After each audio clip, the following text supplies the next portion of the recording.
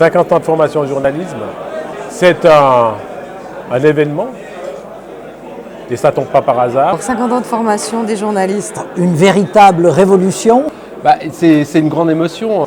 C'est d'abord le temple de l'éthique, de la déontologie, des fondements du métier. Dans ma vie, c'est pas 50 ans, mais c'est presque 30 ans, je crois. Je découvre une galaxie, une histoire, une tradition. Moi, quand le CFJM a été créé, enfin son ancêtre, le CRFJ, j'avais 2 ans. La première fois que j'ai mis les pieds à Florimont, j'étais stagiaire journaliste. Moi, j'ai commencé il y a une quarantaine d'années. La profession s'est fondée sur la conviction qu'il fallait une formation. C'est beau, je trouve, de voir que cette formation, elle s'est développée pour le bien de la profession et puis pour le bien de toute la société. Bon, j'ai à peu près tout connu. C'est vrai que j'ai pas connu le plomb, mais j'ai vu arriver la PAO, j'ai vu arriver le fax, j'ai vu arriver le premier Mac. Le centre était itinérant au gré des disponibilités de salles au casino de Montbenon, avec beaucoup d'intervenants extérieurs qui venaient faire des exposés ex cathedra.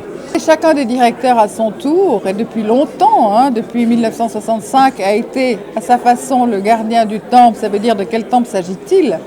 Réinterpréter les standards du journalisme, les fondamentaux du journalisme, dans une optique moderne, avec des outils modernes. Mais moi, je suis très très heureux comme intervenant. J'ai aussi l'occasion de présider la commission pédagogique, de voir qu'on va faire une formation multimédia pour tout le monde. Le programme va devenir multimédia pour tout le monde et c'est assez logique. Nous pouvons adapter nos formations pratiquement au pouls de la profession. Avoir des bons journalistes bien formés, c'est utile à une démocratie. Vous connaissez l'adage, vous trouvez que l'éducation coûte cher, essayez l'ignorance.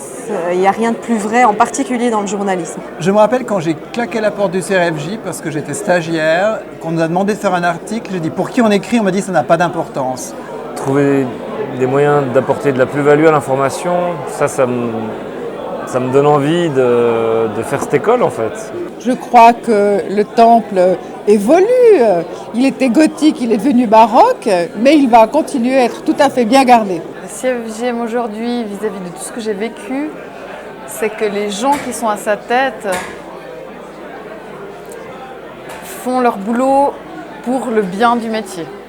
Donc moi, ce qui a le plus changé, c'est que je dois apprendre maintenant aux gens à être lents, à être lents, à être lents. Après, je pense, c'est clair, s'ils s'adaptent un peu aux contraintes du marché, c'est plus efficace. Il y a des demandes, il faut les accepter et se taire, c'est mieux. Parce que c'est clair que les jeunes générations ne pourront pas faire leur carrière dans un seul média. C'est toujours un métier magnifique et au fond les fondamentaux demeurent, les supports changent, mais les valeurs restent et c'est bien ainsi. Et ce que nous avons voulu faire, c'est inscrire nos fondamentaux dans un monde numérique et surtout donner envie à nos étudiants de fréquenter le CFJM et leur donner soif d'apprendre.